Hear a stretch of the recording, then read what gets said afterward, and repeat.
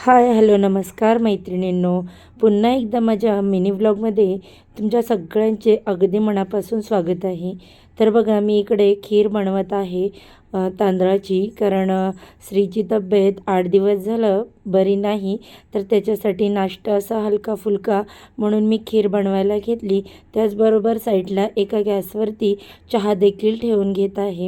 आपल्या चॅनेलवरती long video येत नाहीत, यामागचं कारण हेच आहे की श्रीची तब्येत खराब असल्यामुळे मी लाँग व्हिडिओज करू शकत नाही. तर तुमच्यासाठी हे छान असे शॉर्ट व्हिडिओज मी असं अपलोड करते. तर आता इथे खीर आणि चहा बनवून झालं की मी लगेचच दळण करायला घेतलं होतं, कारण गव्हाचं पीठ संपलं होतं. म्हटलं त्याच्याकडे बघत बघत कसा दिवस आणि रात्र निघून जाते हे समजतच नाही. त्याच्यामुळे घरातील सगळी कामं अशी माझी पेंडिंग राहिलेली आहेत, जी महत्त्वाची आहेत. तर तीच कामं मी सध्या त्याच्याकडे बघत करून घेते.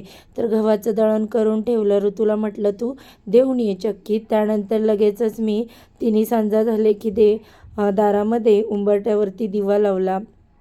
त्यानंतर अष्टलक्ष्मीचं दर्शन घेतलं, त्यांना हळदी कुंकू अर्पण केलं.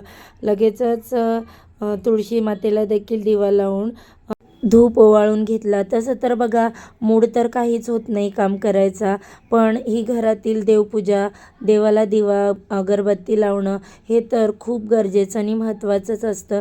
त्याच्यामुळे कसं आहे, घरामध्ये वातावरण पॉझिटिव्ह राहतं. आणि बघा, आपली मुलं जेव्हा आजारी असतात तेव्हा खूप असं कंटाळवाणं सगळं दिवस आणि रात्र जाते, कशातच कामात मन लागत नाही.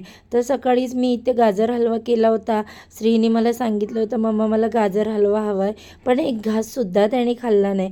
मग तो काढून मी फ्रीजमध्ये ठेवला आणि त्याच्यानंतर लगे आज जेवणाची तयारी केली. तर जेवणासाठी आज मी दोडक्याचं पातळ कालवण आणि मेथीची भाजी बनवणार होते.